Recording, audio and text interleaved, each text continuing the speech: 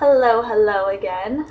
My second video of the day, because after watching the playback of the first video that went over all of the different things I've been doing for healing, which is very accurate, it definitely left out a little bit more fun when it came to the food side of things, because although I do try and keep my body as clean as possible, especially when it's trying to recover or heal.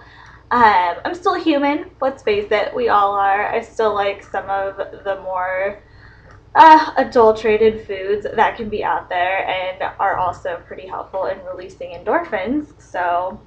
on that note, I figured, and before you think I'm some like Raymond Kurzweil type that just sits around and drinks Vitamix smoothies to chase her supplements,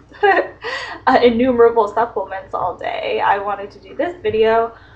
which is a little bit more fun and outlines a legitimate epiphany that I had in this process,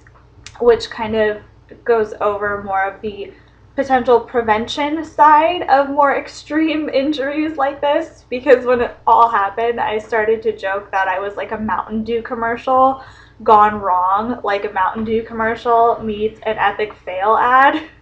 because I was doing something extreme where I was like jumping off of a cliff into water, but then I epic failed it because I landed on my lower back instead of my feet. But I wanted the thrill. I thought I could handle it. I wanted the thrill, and I was wrong. So brings me back to the epiphany I had a few weeks ago while I was getting all my initial diagnostics done, and I got pushed into that MRI machine. And I don't know if you guys have ever had an MRI done before, but I swear the best way I can describe it is it's like being stuck in a tanning bed and listening to Skrillex music, because there's a lot of loud, random mechanical noises happening, and you're in a very confined white tube. So I just tried to relax about it, and I managed to have the epiphany that all of this pain and discomfort and potential paralysis that I even risked in doing what I was doing just to have a few minutes of that like thrilling adrenaline rush endorphin release is just not worth it. Like the risk is not worth, or the reward does not warrant the risk whatsoever. And I realized that I honestly get more of an endorphin release